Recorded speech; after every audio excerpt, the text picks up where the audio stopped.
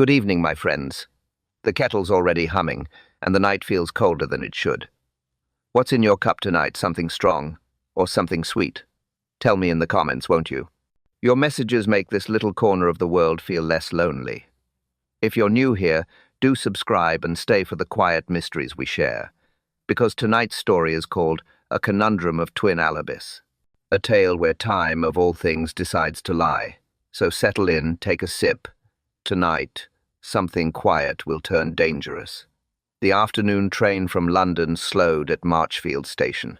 Steam hissed softly, and the air smelled faintly of coal and rain. Miss Jane Marple stepped down with her small suitcase in hand. Her gloves were neat, her hat practical, her expression quietly alert. The platform was almost empty except for a porter and a sparrow.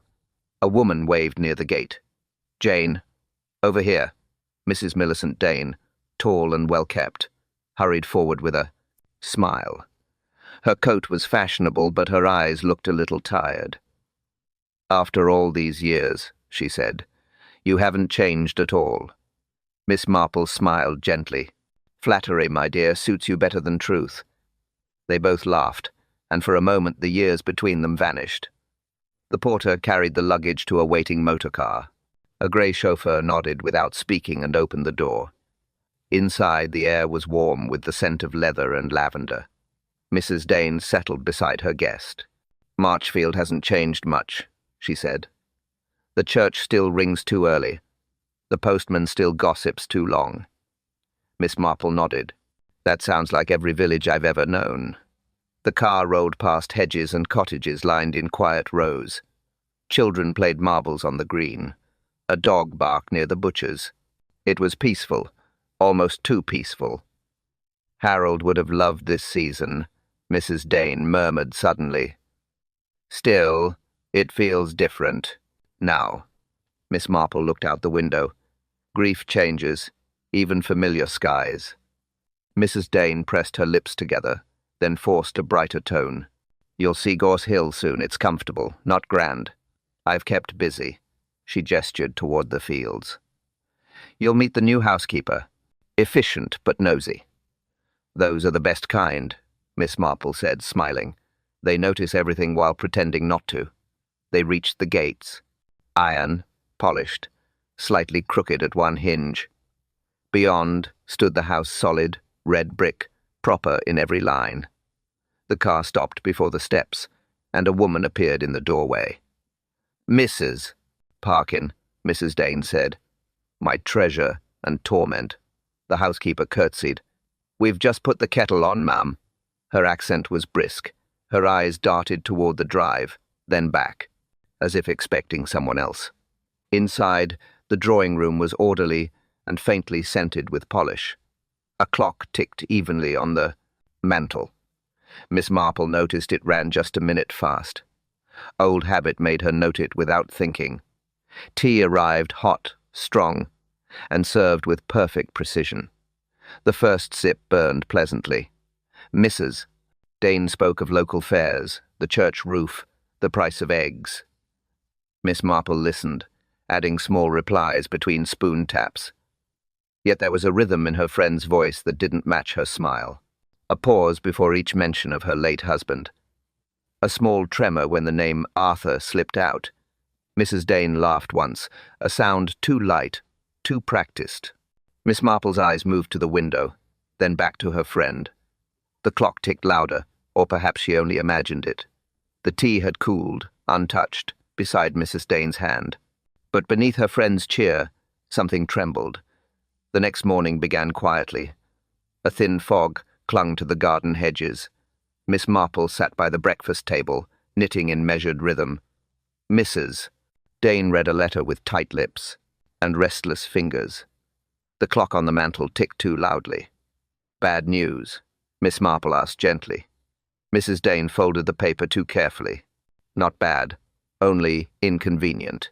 Her tone was steady, but her hand shook slightly as she poured tea. "The solicitor wants another signature on Harold's old papers." "Tedious business." Miss Marple nodded. "Paperwork often outlives peace of mind." The housekeeper entered. "Beg pardon, ma'am, but Mr. Hodges says the phone lines are clear again." Mrs. Dane looked up quickly. Oh, good. I must call the manor later. Her voice dropped, almost to herself. Arthur will not like being reminded. She caught Miss Marple's glance and smiled too quickly. Harold's brother, she added. He lives nearby. We manage well enough. Miss Marple adjusted her spectacles. Families rarely find harmony in wills. Mrs. Dane sighed. He's been impossible since the settlement. Complains about everything. Says Harold left him nothing but debts. As if I arranged that. She lifted her teacup, then set it down untouched. A faint tapping came from the hall, sharp, regular, out of place. Mrs. Parkin reappeared, holding a tray with a folded note. This came by hand, ma'am. Delivered by one of the stable boys. Mrs. Dane hesitated before taking it. From whom? The housekeeper shrugged. No name, just your address. Mrs. Dane broke the seal. Her face tightened after reading the first line. Miss Marple's needle stopped clicking. Trouble? She asked. Mrs. Dane didn't answer. She read the note twice, maybe 3 times. Then she placed it flat on the table and covered it with her palm. Nothing important, she said. Village gossip, that's all. Miss Marple said nothing. Silence has a way of collecting truth. Finally, Mrs. Dane added, It seems someone's been seen near Ashford Manor at night. Felix Roden, my brother-in-law's partner. He's back from London unexpectedly. She tried to sound casual. It didn't quite land. Unexpected visits are rarely social, Miss Marple murmured. Mrs. Dane looked away. Felix is harmless, I'm sure. Though he and Arthur, well, they had words over money. The housekeeper shifted nervously, pretending to dust a shelf already clean. Miss Marple's gaze moved to the letter still under Mrs. Dane's hand. The handwriting, she said softly, seems rather hurried. Mrs. Dane gave a tight laugh. The whole village writes in panic these days. The hall clock struck 9. The sound was flat, metallic, slightly off. Miss Marple noticed the echo lingered longer than it should. Mrs. Dane rose abruptly. I must send a reply. It's nothing serious. She folded the note again too neatly, too fast. Miss Marple resumed her knitting, though her eyes stayed on the door. The scent of tea had cooled, faint but steady. Then a lighter smell drifted through the open doorway. Sweet, floral, misplaced. It was then she smelled jasmine, though no one wore it. The phone rang just after breakfast. Mrs. Parkin answered, then looked toward the drawing room. It's for you, ma'am. Inspector Crane from Harbury. Mrs. Dane froze mid-step. Inspector? What on earth? She took the receiver. Yes, this is Mrs. Dane speaking. Miss Marple watched quietly, her knitting paused mid-loop. Mrs. Dane's face drained of colour. Oh, dear Lord, she whispered. She held the phone out a little, listening. Yes, I understand. I'll come at once. She replaced the receiver with deliberate care. Miss Marple spoke first. Bad news? Mrs. Dane nodded. Arthur. He's been found dead at the manor. Her tone was flat, shocked past expression. Dead how? They think murder. The constable says the study door was locked. She gripped the back of a chair, steadying herself. Within the hour, Inspector Crane arrived. A lean man, serious eyes, coat dusted with road grit. He greeted Mrs. Dane formally. Madam, I regret to confirm it. Your brother-in-law is deceased. He turned to Miss Marple. And you are staying here, I believe? She inclined her head. For my sins, Inspector. He opened his notebook. Mr. Arthur Dane was found at 7:30 this morning. His manservant forced the door after repeated knocking. The room was locked from the inside, key still in the lock. He was slumped across his desk, a single blow to the head. Mrs. Dane gasped softly. But that's impossible. Arthur never kept weapons. The inspector shook his head. We found none. No sign of forced entry, no missing valuables. He glanced toward the hallway. The village doctor is certain it was deliberate. Miss Marple spoke mildly. The time of death. Between 9 and 10 last night. The clock on the mantel stopped at 9:15. So did his pocket watch. Both broken, oddly enough. Her eyes narrowed slightly. 2 clocks that agree too well. The inspector looked puzzled. You think that means something? I think it means someone wanted them to. Mrs. Dane sank into a chair. He had enemies, Inspector. Business quarrels, family tension. But who could reach him if the room was locked? The inspector sighed. That's the puzzle. The windows were latched from within. Only the chimneys open, and no one climbs chimneys anymore. Miss Marple rose. I'd like to see the body when proper, of course. Crane hesitated, then nodded. Once the doctor's finished. For now, I'll need statements. And perhaps you can help recall Arthur's recent visitors. Mrs. Dane pressed a hand to her forehead. Felix Roden visited yesterday. They argued. Everyone heard. The inspector noted it quickly. That's useful. We'll find him. Miss Marple walked to the mantel and touched the air above the clock. The brass was cold, faintly oily from handling. Clocks stop for many reasons, she murmured. Some natural, some not. The inspector turned a page. We'll test the locks again. Miss Marple nodded slowly. Her gaze lingered on the doorway. The door was locked, from the inside. Inspector Crane spread his notes across the desk. Paper rustled softly, the only sound in the study. Miss Marple sat opposite, hands folded neatly, eyes sharp. Mrs. Dane waited near the fireplace, her composure thin as glass. The doctor finished his report, Crane began. Death occurred between 9 and 10 last night. A single blow with a blunt instrument, possibly metal, heavy. He flipped a page. No fingerprints on the desk or chair. No sign of struggle. No weapon found. Miss Marple nodded slowly. And the door, Inspector? Locked from inside, he confirmed. The key still in the lock. The windows latched, curtains drawn, chimney cold. Whoever killed him found a clever exit, or none at all. Mrs. Dane whispered. It makes no sense. Arthur was cautious, secretive. He locked his study each night. Indeed, Crane said. Griggs, the manservant, confirms it. He left the tray at 8, heard nothing unusual afterward. Miss Marple's gaze moved to the mantel clock. Both clocks stopped at 9:15, yes? Exactly, Crane said. The mantel clock and the pocket watch. A coincidence perhaps caused by the blow. Her knitting needles clicked once, quietly. Perhaps, Crane continued. We've questioned the servants. No one saw visitors after dinner. Yet several villagers saw Felix Roden near the inn. He's confirmed he was at the station until 10.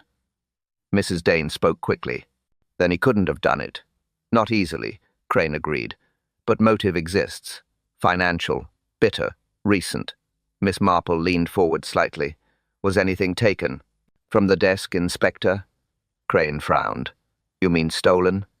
I mean removed, she said. Documents, papers, telegrams, anything missing? He flipped back through his notes. Nothing appears disturbed. Her eyes narrowed. Appearances can be tidy, Inspector. Truth rarely is. He exhaled, clearly tired. We'll double-check. Miss Marple examined the desk surface. The dust was uneven near the right drawer. Someone had handled it recently, yet the drawer was locked. She didn't mention it. Not yet. Arthur Dane's reputation? She asked. Crane replied. Respected in business. Feared in private. Known for precision. He wound his clocks every Sunday evening. Ah, Miss Marple said. A man devoted to time. It's curious, then, that both his clocks failed him. Mrs. Dane looked between them, uncertain. Failed him? Miss Marple didn't answer. Her attention stayed on the watch lying in its evidence bag. The glass was cracked, but the hands were unbent. It stopped without damage to the mechanism, she murmured. Crane blinked. The doctor said the same. Odd, isn't it? Very odd, she said. Especially for a man so careful. Crane gathered his notes. We'll recheck Roden's movements. The constable swears the witnesses are solid. Yes, Miss Marple said. Solid in faith, not in perception. Crane frowned. Meaning? Meaning, she said softly.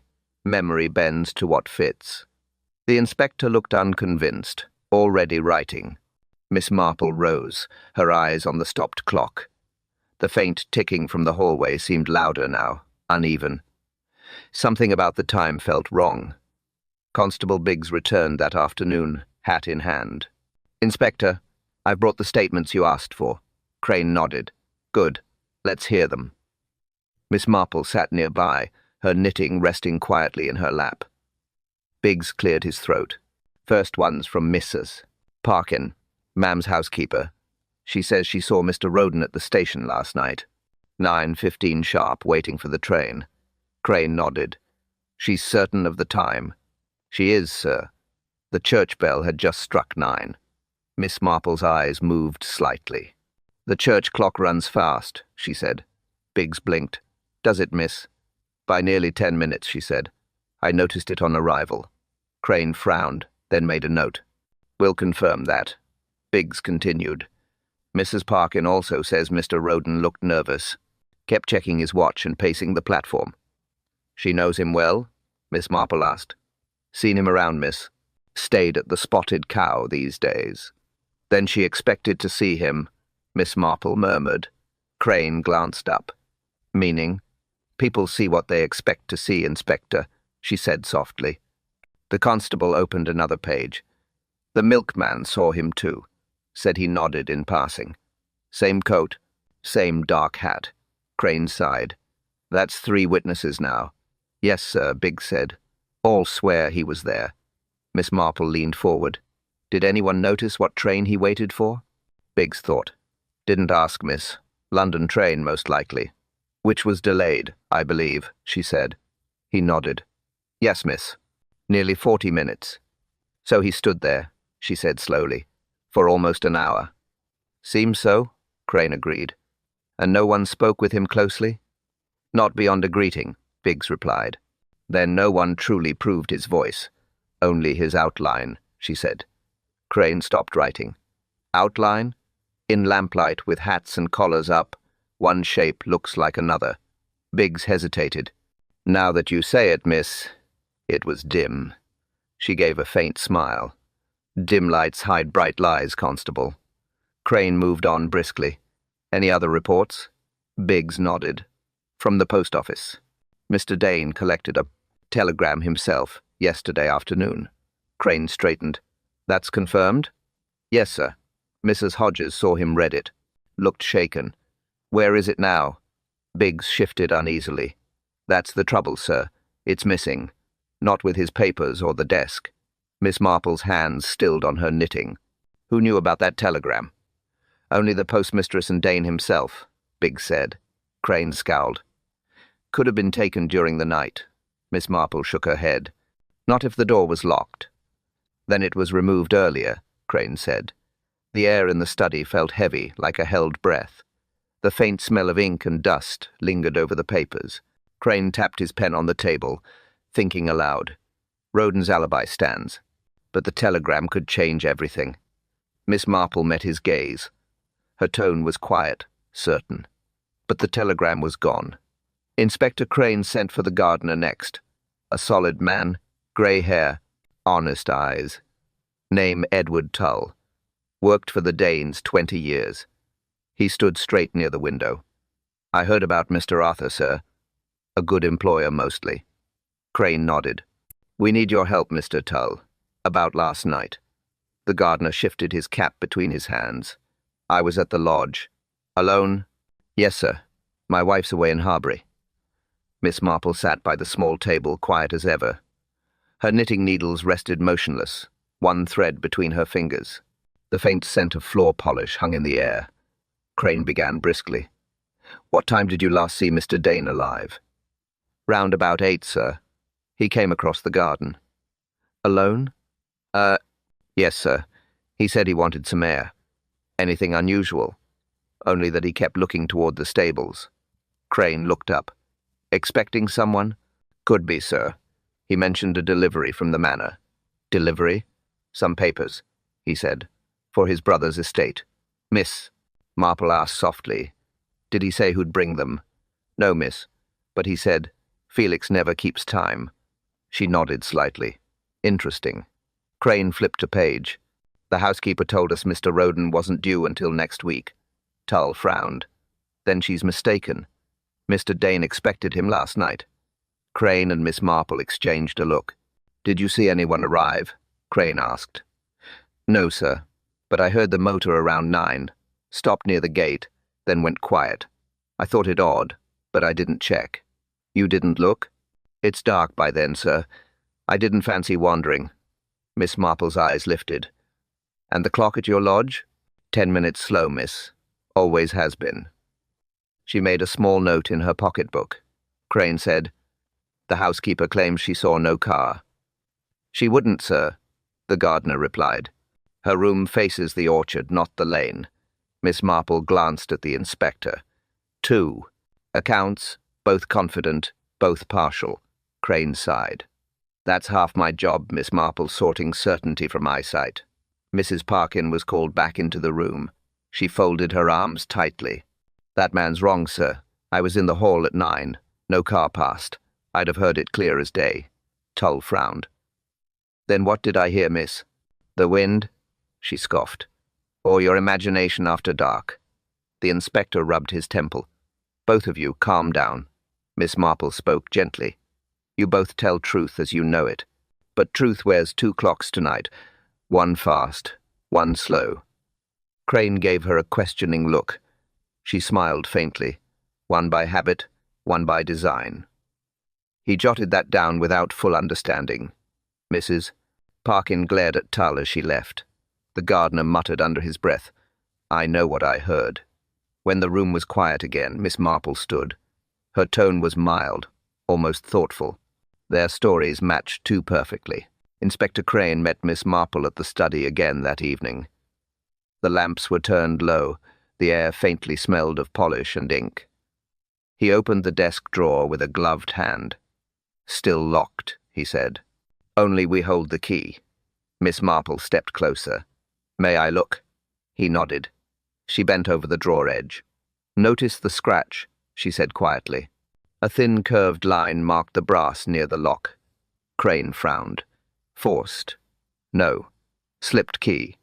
Someone tried it twice before success. He wrote it down.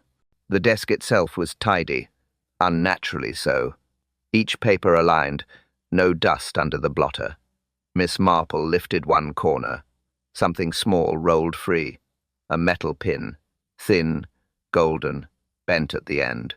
She turned it in her fingers. Watch part, she murmured. Watch part, Crane asked. Yes, the adjustment lever from an older pocket model. He looked at the evidence tray. Could be from the victim's watch. Could be, she said. But his watch wasn't opened. Crane hesitated. Meaning someone handled another watch here. A second one, perhaps identical. He looked uneasy. You think Roden swapped them? She shook her head. Too obvious. Someone subtler. The faint tick of the hall clock echoed through the silence. Miss Marple tapped the drawer rim with one finger. Look at the dust line again, Inspector. He leaned in. What am I missing? An outline, she said. Something sat here until recently. Small, square, heavy. He nodded slowly. A box? Perhaps a watch case, or something time kept within. He checked the inventory list. No box mentioned, he muttered. Then it was removed before we arrived, she said. Her tone was calm, deliberate. Crane straightened. So we're chasing missing timepieces now? Not quite, she replied. We're chasing whoever controls the clock. He gave a puzzled half smile. You'll make it sound philosophical. It's practical, she said.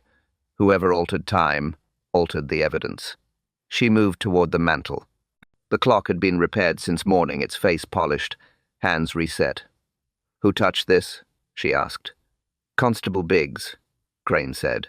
He wound it to compare with the doctor's notes. Miss Marple sighed. Then he's destroyed our only fixed point. Crane frowned. It's just a clock, Miss Marple. Not just, she said softly. It marked the lie. She picked up the bent lever again. The surface felt cold, smooth, faintly greasy. A single letter was engraved near the curve, an R. Roden's watch? Crane guessed. Or someone wanted it to look that way. She handed it to him carefully. He sealed it in an envelope, still uncertain. What exactly do you think this proves? That the clocks weren't wrong by chance, she said. He looked confused. Then what stopped them? She turned toward the window, voice calm, steady. Not what, Inspector? Who? She glanced once more at the broken lever. Her conclusion landed quietly like a measured breath. Someone had adjusted time itself. Inspector Crane stood near the fireplace, arms folded tight. The evidence is simple, he said. Arthur Dane was killed around 9:15. Locked room, no exit. One man with motive, Felix Roden. Miss Marple sat quietly, hands resting on her lap. The faint crackle of the fire filled the silence between them. She spoke at last. And the missing telegram?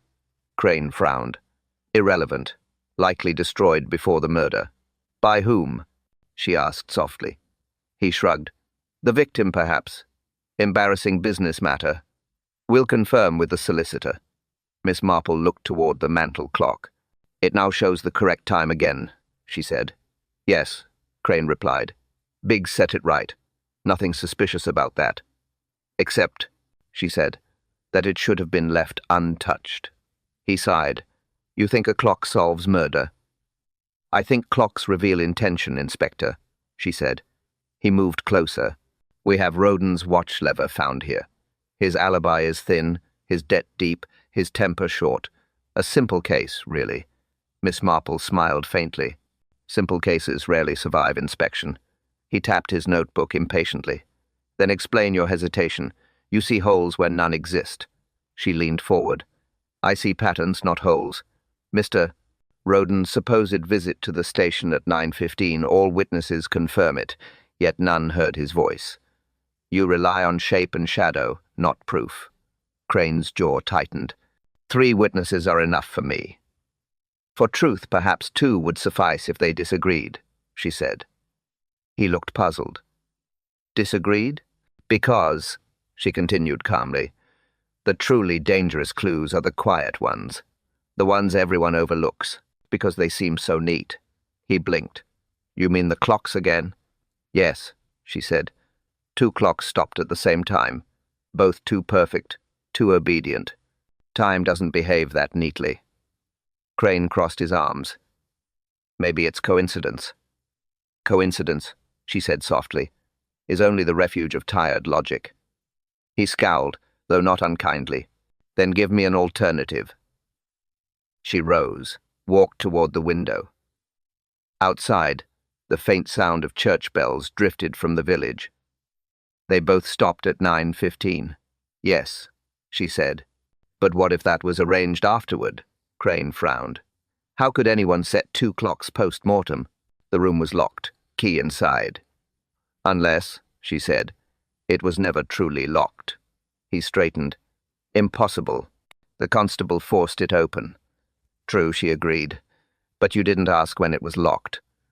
He hesitated, pen halfway to the page. Miss Marple continued evenly. Arthur, Dane was alive after 9:15. The clocks were stopped to deceive, perhaps before discovery, perhaps long before. Crane rubbed his temple. Then when did he die? She turned to face him, calm, deliberate. The question isn't when he died, she said, but when we were told he did. The room went still. Only the faint ticking of the hallway clock remained, out of rhythm. Inspector Crane met Miss Marple outside the manor gates. The morning was still, the ground slightly damp from fog. He carried a small notebook and a stopwatch. She carried her umbrella, though no rain threatened. We'll test the timings, he said. Miss Marple nodded. Good. Facts before feelings. They started from the lodge, where the gardener claimed to hear the car. Crane stood by the hedge. He said 9 exactly. She checked her watch. The church bell rang 10 minutes fast. He noted it. Then 8:50 by true time. They walked the path to the main house. Gravel crunched beneath their shoes. Steady, measured. Crane stopped near the stables. This is where the car was heard. Miss Marple looked around. Open ground, no cover. Yet no one saw it pass the lane. He pointed. The road bends. Headlights could vanish from view. Unless they never reached the gate, she said quietly. Crane frowned. You think he lied about hearing it? Not lied, she said. Assumed. They continued up the path toward the study window. The faint smell of damp soil lingered in the air. She stopped suddenly. Do you see that mark, Inspector? He bent low. Footprint small, narrow, no heel. A woman's shoe, she said. Recent, shallow impression, left after the fog settled, before full morning. He looked puzzled. Mrs. Dane's size. Too small. Housekeeper, perhaps. Or someone leaving in haste. He wrote it down. Inside the study, Miss Marple faced the clock again. Let's reconstruct, she said. You found him at 7:30. Yes, Crane said. Door forced at that time. Then between 9 last night and 7:30 no one entered? He nodded. Not without breaking the lock. She walked to the desk. Strike the clock, Inspector. He pulled the cord. The chime rang flat, hollow. Stopped mechanism, she said. But not broken spring. He tilted his head, meaning it was halted deliberately. The blow came later. Crane rubbed his chin. Then why 9:15 on both clocks? To anchor a lie, she said. One repeated often enough to sound true. He looked unconvinced. Still, the doctor's time supports 9:15. He saw a cold body, she said, but not the truth of cooling. They tested the walk to the station next. Crane timed it with his watch. 17 minutes brisk pace, he said. 20 if careful. She nodded. Then no one could kill. At 9:15, and still be seen at the station by 9:20. He stopped walking. Then Roden's alibi might stand after all. It might, she said, if the witness saw him at all. He looked back toward the manor. Everything contradicts everything. Miss Marple smiled faintly. That's the beauty of precision, Inspector. It exposes deceit by refusing to agree with itself. He sighed. You make puzzles sound personal. They always are, she said quietly. They returned to the garden gate. Crane stopped the watch, wrote down the times, and looked frustrated. She closed her umbrella with a soft click. The timeline refused to fit. Inspector Crane and Miss Marple visited Harbury that afternoon. The village square was quiet, save for the ticking from the clockmaker's shop. Inside, the smell of oil and brass filled the air. Mr. Penrose, the watchmaker, looked up from his bench. Good day, Inspector. Something broken again? Possibly, Crane said. We'd like your opinion on a watch. He handed over the sealed envelope. Penrose opened it with care, adjusting his spectacles. He turned the pocket watch slowly in his hand. Fine piece, he murmured. 18-carat casing.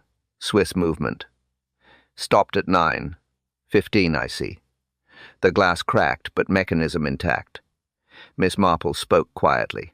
Could it have been stopped, deliberately? Penrose smiled faintly. Anything mechanical can be stopped, Miss Marple, she said. Hypothetically, then. The old man leaned back. If one pulls the regulator pin and inserts pressure near the balance wheel, the watch halts cleanly. Won't tick again until reset. Few would notice unless they looked close. Crane frowned. Could that match the damage here? Penrose nodded. Easily. No spring failure. Someone stopped it with intent. Miss Marple studied the man's steady hands. And to make 2 clocks stop. Alike. He chuckled softly. A tricky task, but not impossible. If both were wound back at a set interval, they'd match when stopped. Takes a patient mind and knowledge of rhythm. Crane muttered. That rules out the gardener. Penrose glanced up. But not the educated, sir. Whoever did this valued precision more than luck. Miss Marple smiled. That narrows the field nicely. The inspector checked his notebook. The letter, too, he said. A missing telegram. Could anyone time a message to alter appearance? Penrose nodded. Easily, if one knew the operator.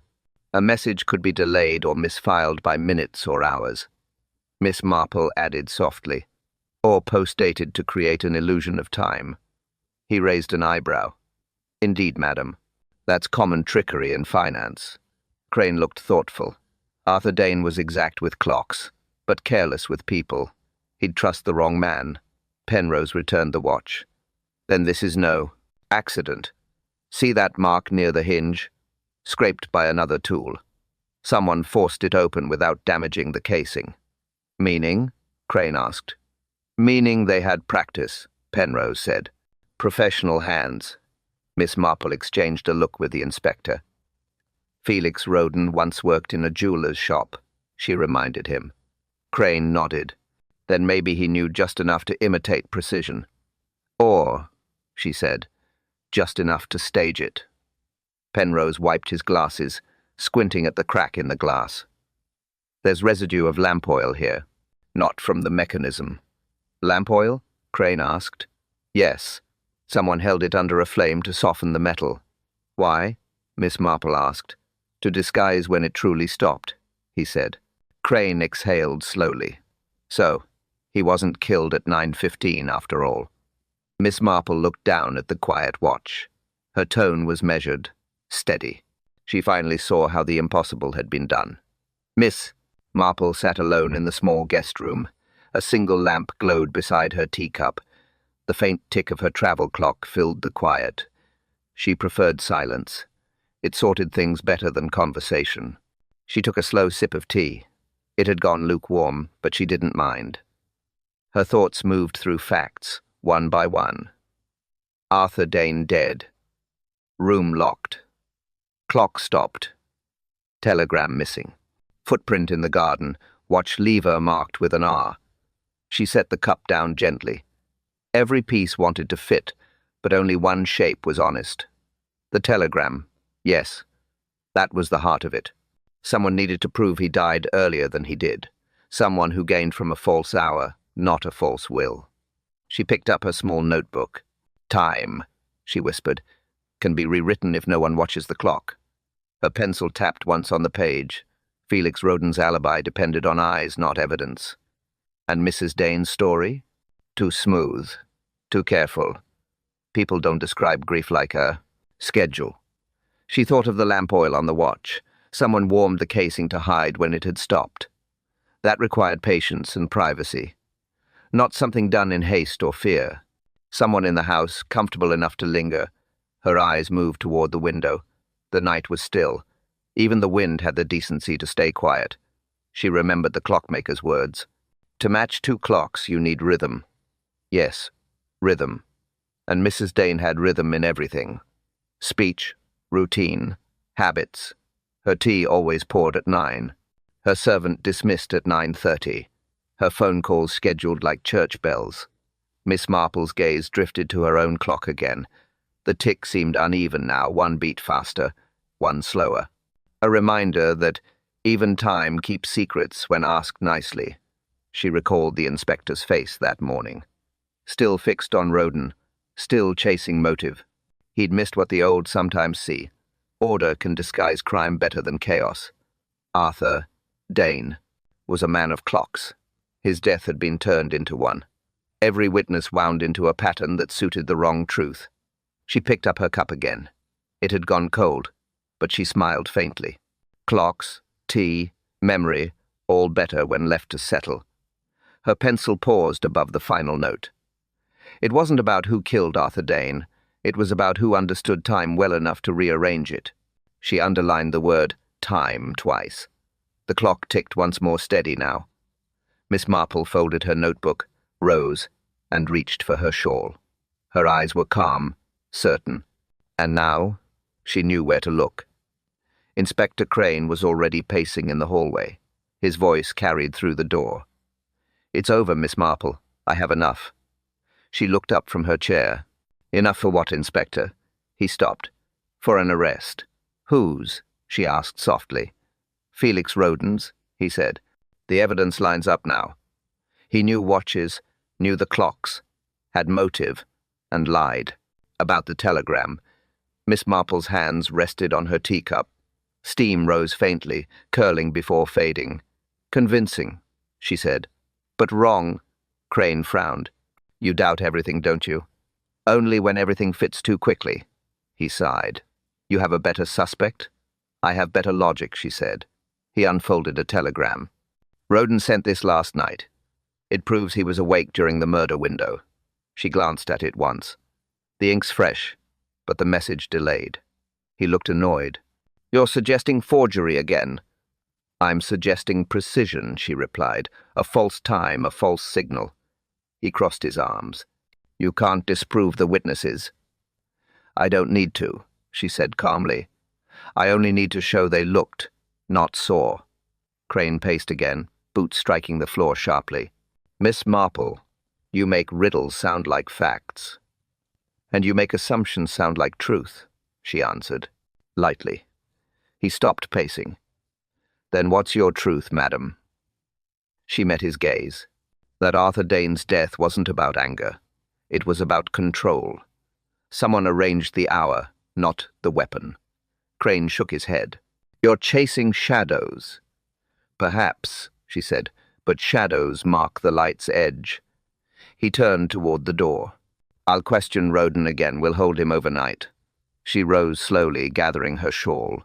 Inspector, she said, you're clever, but impatient. He paused. Meaning? She smiled faintly. Truth has the patience of an old woman, and the aim of one, too. Crane gave a dry laugh. And what does that mean? It means it never misses, even when slow. He opened the door, frustration showing in his shoulders. Miss Marple's tone softened. If you arrest the wrong man tonight, the right one will celebrate. He turned back. You think Mrs. Dane did this? I think timing runs in. That household, she said quietly. He frowned. Motive.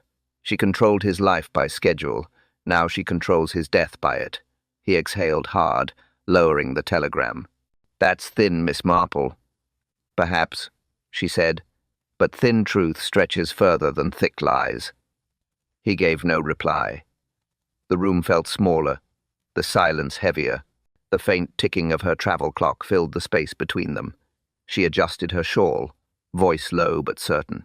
Before you arrest anyone, let me speak to her once more. Crane hesitated, half through the door. Why? Her answer came calm, deliberate, final. She asked for one last meeting. The drawing room at Gorse Hill was crowded and quiet.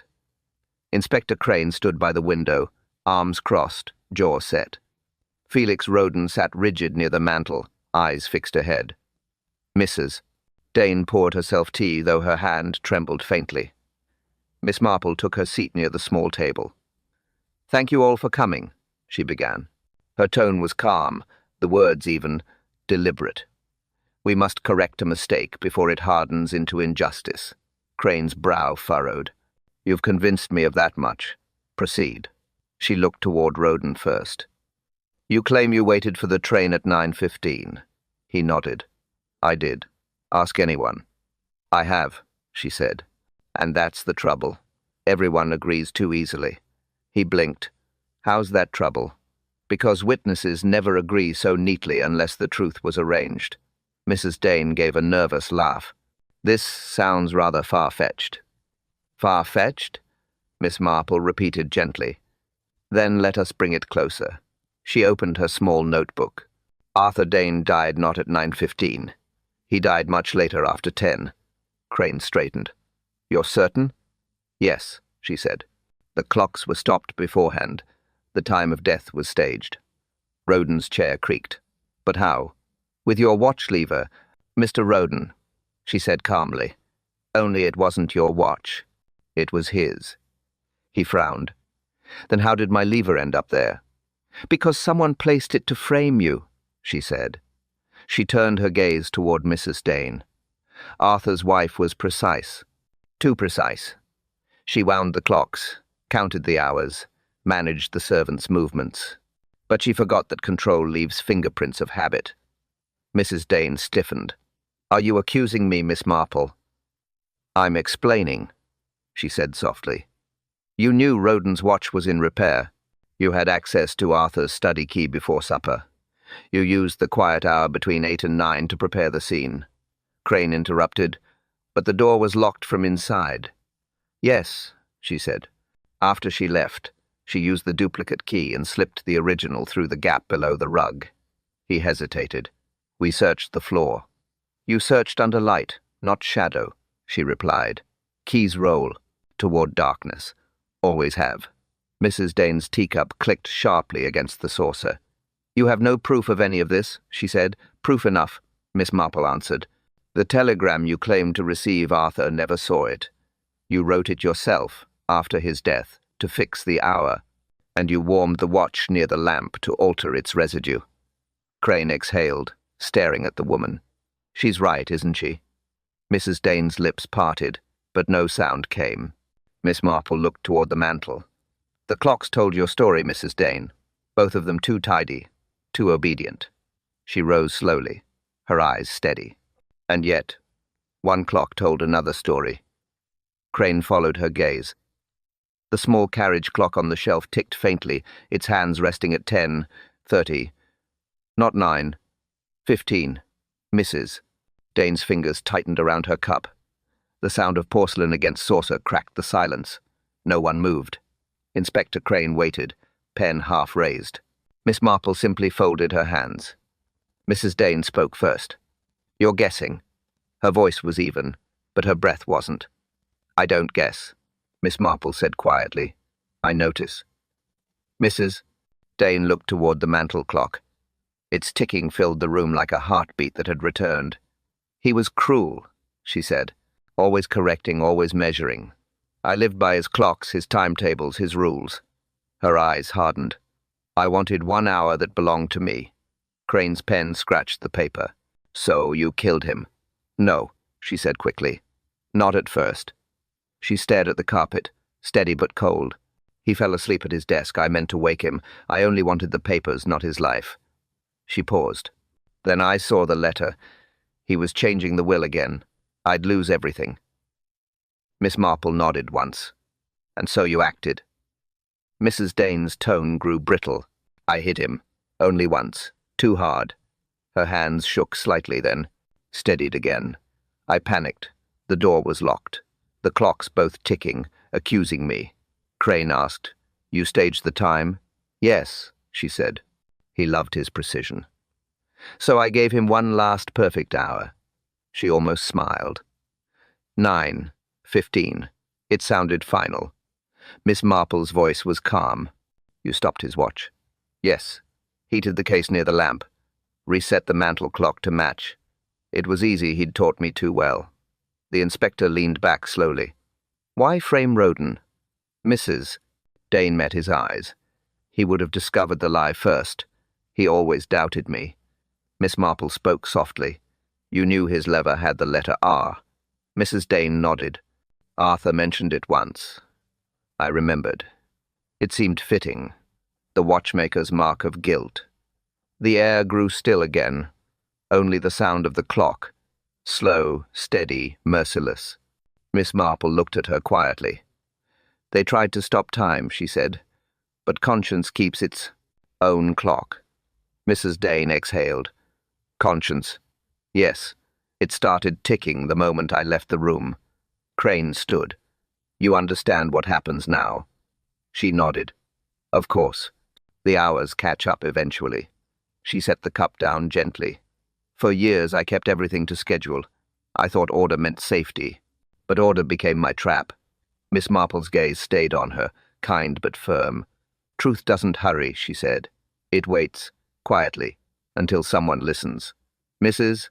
Dane gave a faint, hollow laugh. Then you listen too well. The inspector gestured toward the door. She rose without protest. The ticking followed her across the floor. When the door closed, Miss Marple turned back to the mantel clock. Its hands glinted faintly in the lamplight. She whispered to herself, calm, certain. Truth cannot be wound backward. The morning light was soft, steady, without hurry. Miss Marple sat near the window, teacup beside her notebook. Steam curled, upward, faint, and calm. The manor below had gone quiet. Only a clock chimed in the hall. She listened to the steady rhythm. Each tick sounded cleaner now, as if time itself approved. Inspector Crane had already left for Harbury, case closed, report in hand. But Miss Marple lingered, not from doubt, only reflection. She traced a finger along the rim of her cup. Guilt, she thought, always lingers after the noise fades. It sits quietly, like steam that refuses to vanish. She remembered Mrs. Dane's last words, how order had become her prison. Yes, guilt lingers longer than perfume. Her tea had cooled, untouched for several minutes. The flavor had changed, but the truth of it remained. She smiled faintly. Truth cools slower than tea. People try to hide it, delay it, disguise it with words. Yet, like time, it finds its way back to balance. She finished the last sip, folded her napkin, and closed her notebook. Outside, the church bell struck 9. The sound was clean, final, and kind. Miss Marple rose slowly, her day beginning in silence. And so, my friends, another mystery finds its quiet end. Tell me, did you catch it before Miss Marple did? Was it the stopped watch, or the missing telegram that gave it away? I always wonder which clue our listeners spot first. Share your guesses in the comments. I read everyone. If you enjoyed tonight's story, remember to subscribe before the kettle cools, because in Street Mary Mead, time never truly rests, and neither does truth. Rest well, dear friends. Keep your clocks honest and your tea warm. Tomorrow, another kettle will boil. Next time, we'll return to a quieter corner of Street Mary Mead. One quiet lane, one missing letter, and one truth waiting to be found. A stranger will arrive, claiming to deliver news long forgotten. But Miss Marple will know no message travels without motive. Keep your teacup close, and your eyes sharper than the clock's hands, because secrets never rest for long in this village. Until then, listen closely. Another mystery is already on its way.